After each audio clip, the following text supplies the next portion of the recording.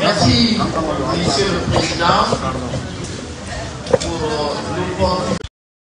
Ensuite, la démonstration et enfin nos réflexions finales.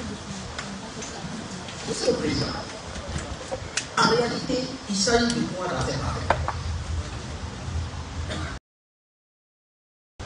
Dans la soirée du jeudi 22 2025, aux environs de 17 heures, un accident de la circulation routière se produisait sur la route nationale numéro 2, reliant Oya, Forêt-Carrière, précisément dans le secteur de Tokyo. Cet accident a coûté la vie à M. Mohamed Lamine Taï, âgé de 102 ans, marchand de profession et domicile en vrai. Cet accident mortel, Monsieur le Président, impliquait le véhicule de M. Mohamed Serou Banoua, alias Serou. Le même jour, le corps a été admis à la mort de l'hôpital préfectoral de Ouéa. À la suite de cet accident, la famille de deux femmes saisissait notre parquet dans la journée du 29 2027. En vue de faire toute la lumière sur les circonstances de cet accident malheureux, mais également la retenir dans cette voie. Par ailleurs, Monsieur le Président, suivant le demande datée du 29 août 2025, enregistré à notre parquet au numéro 88, la famille de deux frères sollicitait la restitution du corps. Ce faisant, nous avons instruit M. Mohamed Bari, médecin légiste en service à l'hôpital préfectoral de Ouéa, en effet de faire l'autopsie et d'enregistrer le rapport. Après examen et au vu du rapport médico-légal précis par ce dernier, en date du 29 août 2029, nous avons autorisé la restitution du corps à M. Mohamed Traoré, inscrivant représentant de la famille.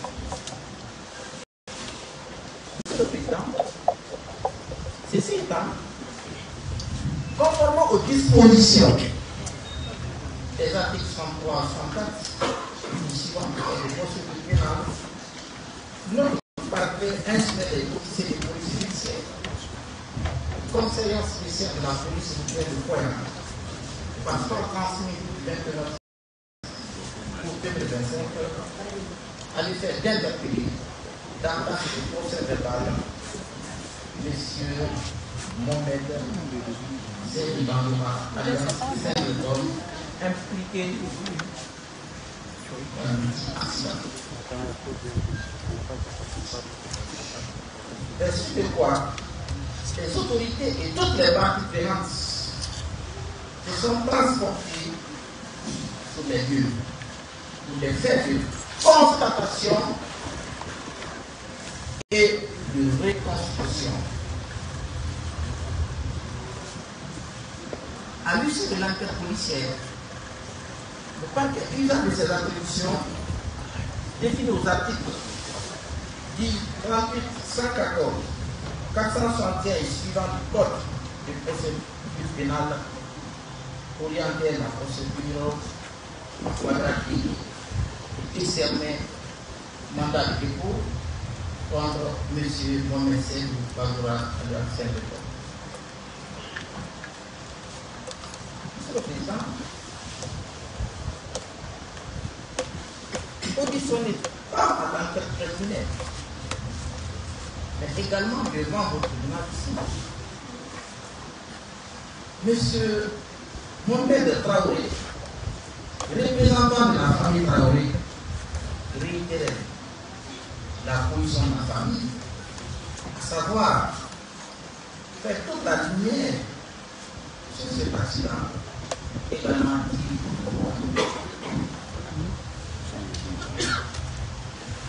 Monsieur le Président, interrogé aussi bien à l'enquête préliminaire que devant vous, M. Mohamed Seydou Bangoura, alias Saint-Méthode, reconnaissait partiellement les faits qui sont reprochés. Mais c'est en substance que ce jour, 28 juillet 2025, excusez-moi, il quittait le carrière en direction de Conakry, la route nationale numéro 2, pour arriver plus précisément dans le secteur de Toubiron, qui faisait un accident de la circulation frontière qui a coûté la vie à Mohamed Lamine Traoré. Il précisait qu'après le pont de Toubiron, il apercevait subitement M. Traoré sans moto sur la ligne immédiate du goudron avant de se déporter dans son couloir, glissant sur sa voiture que le train allait à 15 mètres du point de choc. Pour les riverains, résidait le corps sur sa voiture pour le transporter d'urgence à l'hôpital préfectoral de Boya. Pris de peur, il donnait le volant à sa femme pour le reste du trajet. Il marquerait, en dernière instance, que la voiture, objet de l'accident, n'est pas couverte par la police de l'assurance.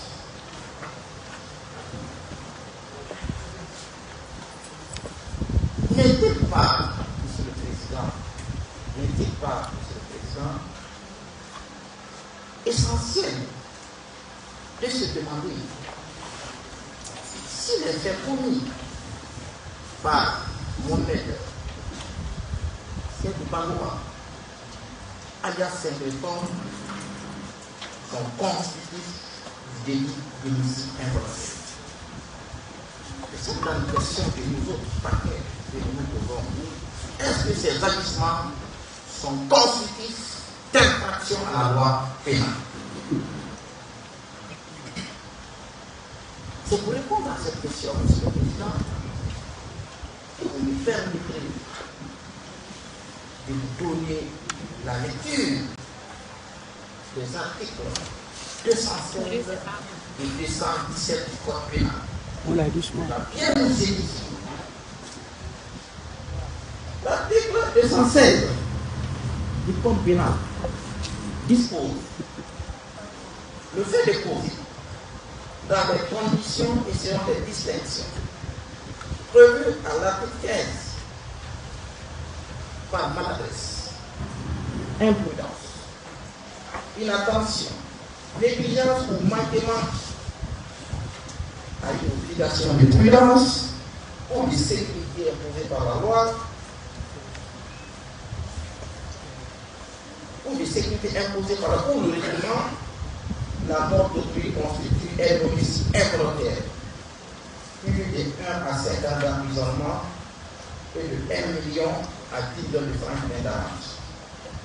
En cas de violation manifeste, délibérée d'une obligation particulière de prudence ou de sécurité imposée par la loi ou le règlement, les peines encourues sont portées à 5 ans d'emprisonnement et à 10 ans et à 10 millions de francs d'amende.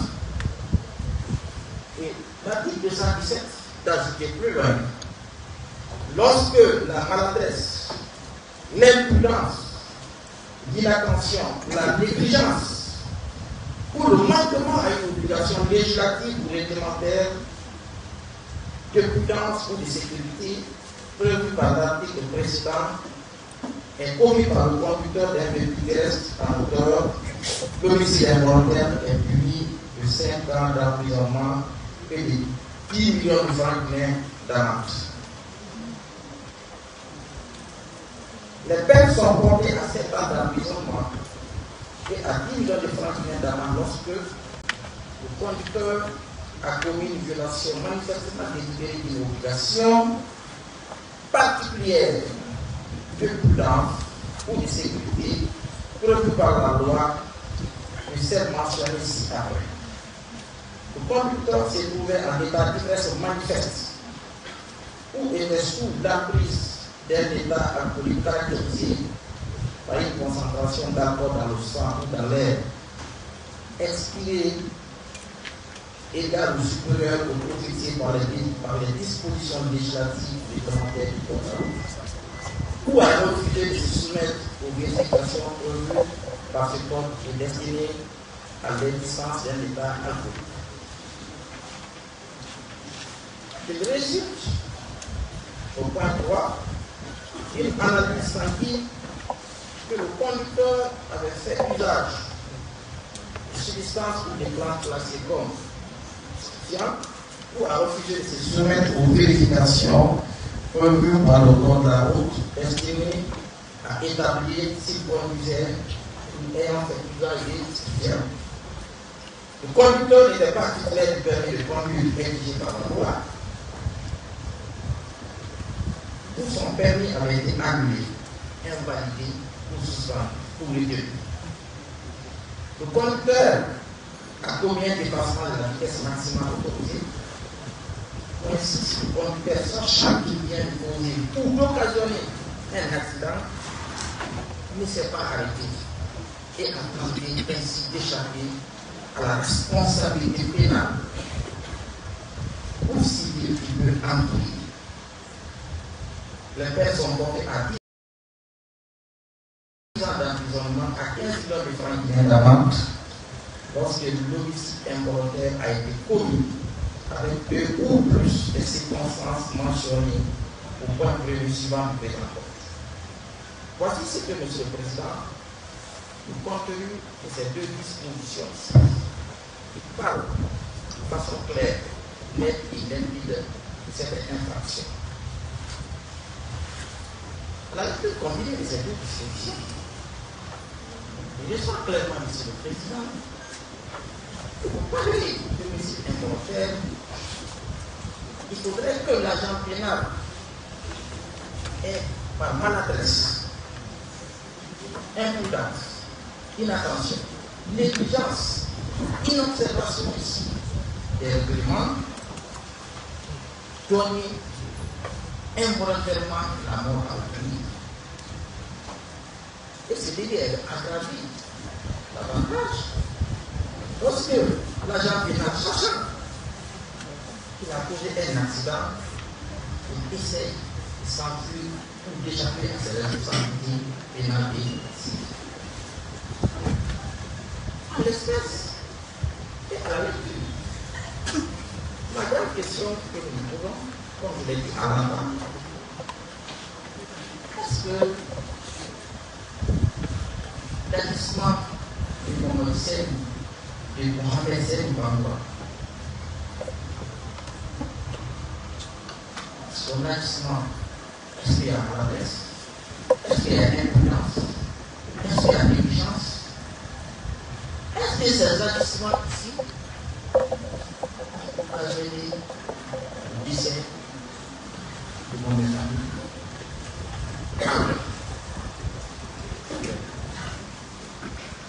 Et cela va nous pousser, Monsieur le Président, à étayer les éléments constitutifs de cette infraction. Le premier élément, l'élément matériel. Le premier élément, c'est le décès d'une victime. La matérialité de cette infraction se matérialise par le décès d'une victime. Il faudrait qu'une personne soit morte. Et qui est morte ici? C'est monsieur Mohamed Lamine Fofana et Mohamed Lamine Traoré. Et le certificat médico-légal en conjoint. J'ai eu à rappeler à l'entame de mes propos, effectivement, il y a eu l'autopsie. L'autopsie a conduit. Il y a eu l'autopsie, il y a eu des bénéfices par le médecin, Dr Mahmoud. Et le résultat est vraiment aimable. Sa tête a été complètement visible. Donc, la maternité de cette réfraction ici, le premier élément ici, c'est que c'est une victime. Et effectivement, Mohamed Lamine Fofana, Mohamed Lamine Traoré, excusez-moi, il a depuis le 22. Paix à son nom. Le second élément que je vais développer ici, toujours faire ressortir ici la matérialité de cette infraction, c'est la faute des auteurs. Et si vous avez bien suivi ma lecture avec les dispositions des articles 216, on parle de l'impudence des auteurs. L'impudence des auteurs. Et l'impudence se matérialise. L'impudence des messieurs Mohamed, c'est par la Andersen des hommes, se matérialise par ce qu'on appelle ici l'excès de vitesse. Il y a eu un contrat sur le terrain, nous sommes déportés. Et après investigation, nous nous sommes rendus compte que M. Mohamed Sen Bangoura alias Saint-Laurent, le Tomboué, il conduisait fille à lui. Et ma condition, M.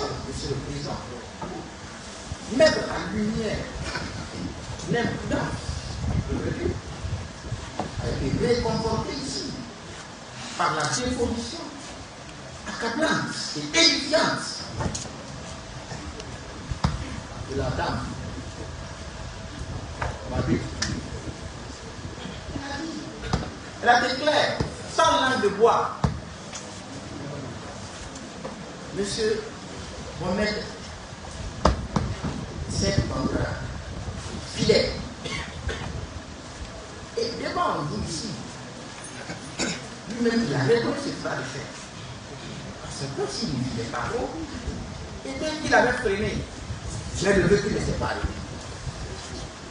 C'est parce qu'il voulait vivre à lui. S'il ne voulait pas vivre à lui,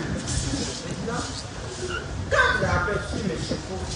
Traoré, il est tombé avec son sac, sa moto. Il pouvait le défier. Surtout, il a fait la musique de 5 ans, il était volant. Il y a une plante, il y a 7 fautes.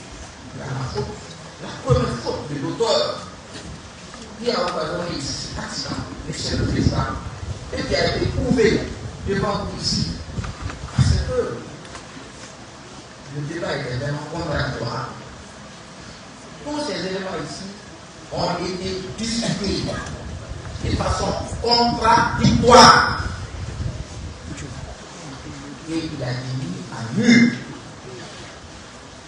par la déposition de Mme Mabou Pituri, mais également par les constatations matérielles qu'on a eu à effectuer devant toutes les autorités sécuritaires, administratives et judiciaires.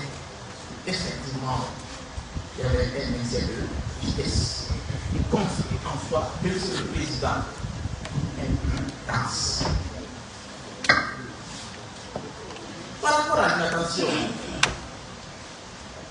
il y a une vidéo qui a été projetée ici devant tout le monde. Il y a eu beaucoup d'observations.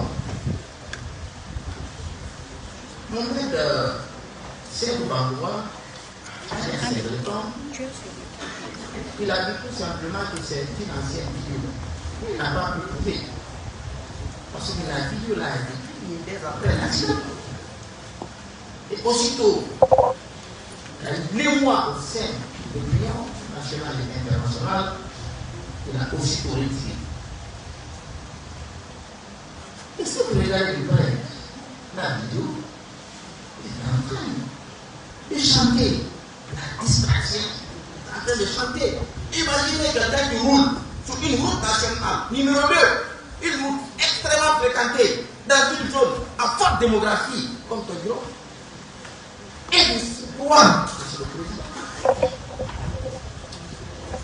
Dans un village,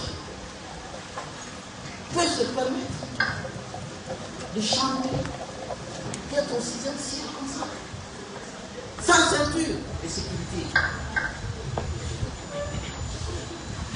Sans ceinture de sécurité.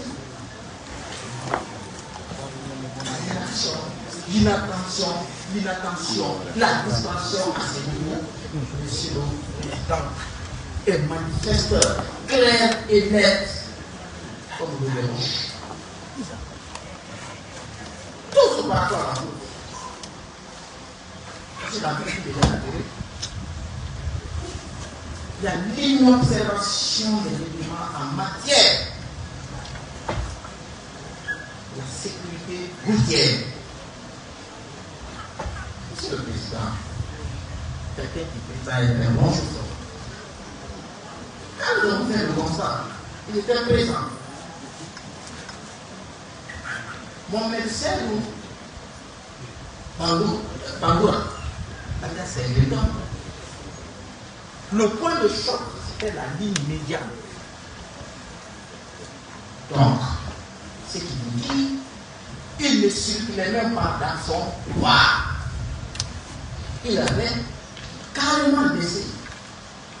Il était au beau milieu de la route. Il a dû rater le monsieur. En matière de sécurité, monsieur le président, ça c'est des règles basiques, des règles élémentaires. Il faut toujours donner son pouvoir. Il ne l'a pas fait. Monsieur le président,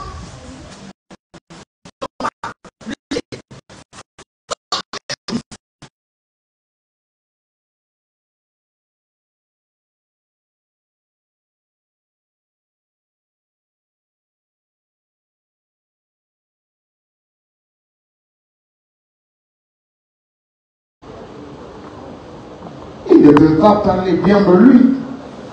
Chacun a son destin dans cette vie. Chacun a son destin.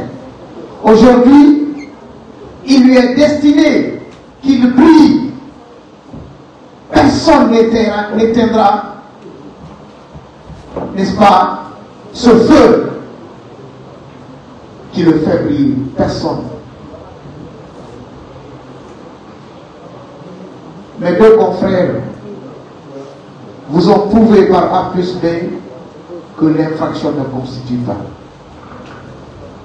C'est pourquoi nous vous demanderons de faire application des dispositions de l'article 544 du Code de procédure, le relaxer, à défaut, le faire bénéficier de larges circonstances atténuantes, Monsieur le Président. 1. De l'enquête préliminaire jusqu'ici, il a coopéré. Il est primaire. Il n'a jamais fui ses responsabilités. Il a reconnu et présenté publiquement ses excuses. Je pensais que le ministère public serait parti loin dans ses réquisitions en vous demandant de le relaxer purement et simplement.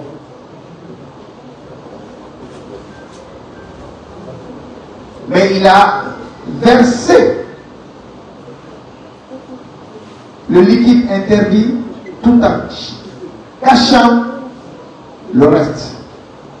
Monsieur le Président, si j'ai pris la parole, c'était pour appuyer mes deux confrères qui ont largement étayé cette affaire. Nous vous prions respectueusement de faire application des dispositions de l'annexe du Code des assurances, des articles 117 et suivants du Code des assurances, les articles 544 du Code de procédure et les articles 117 relativement aux circonstances atténuantes. J'ai plaidé et je vous remercie. Merci. Mohamed Seydou Bamoura, vous avez suivi à la fois les réquisitions du ministère public et les plaidoiries des avocats. Qu'est-ce que vous avez à dire comme dernier mot pour votre défense? Monsieur le Président, Monsieur le Président, s'il vous plaît.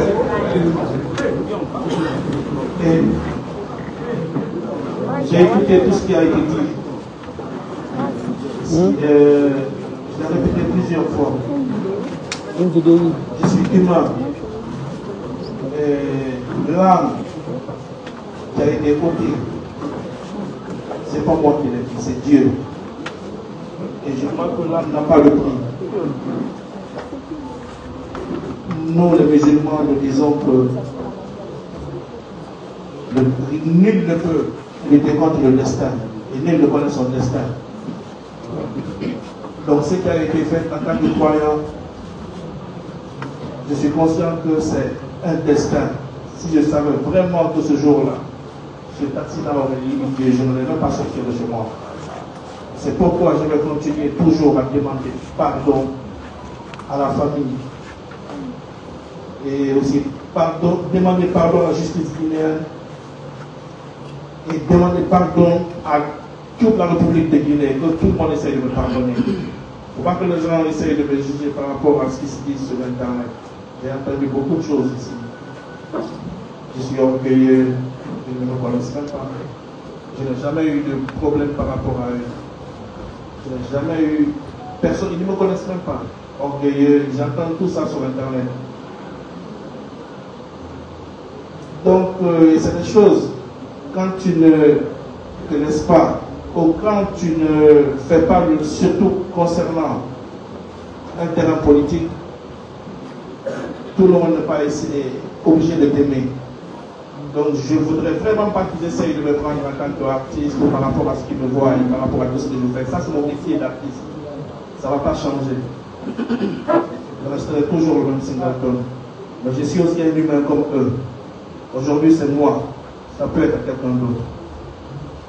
Donc, je vais toujours continuer à demander pardon à toute la famille et à toute la famille de Guinée. Que tout le monde essaie de me pardonner.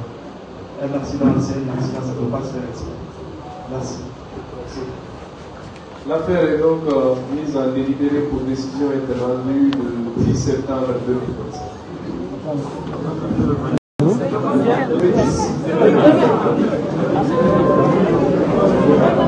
Les affaires inscrites dans le rôle étant refusées, l'audience est libre.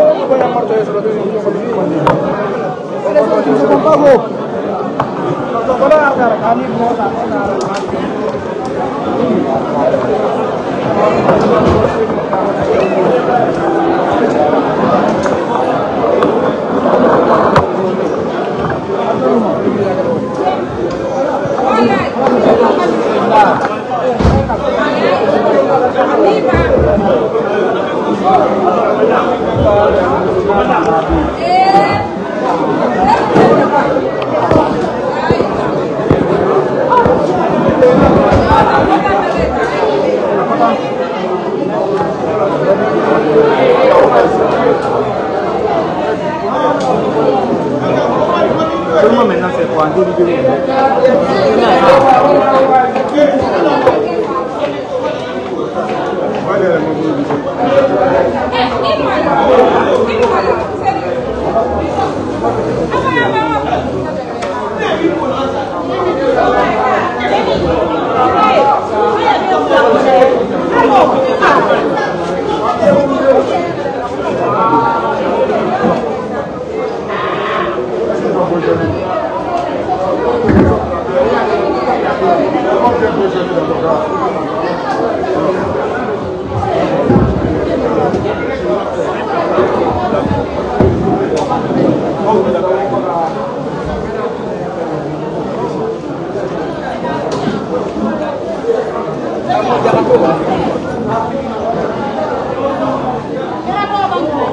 Are mbas. Ya kuya sih. Mulai kuya aku. Ni foto sampai tu. Mana ni?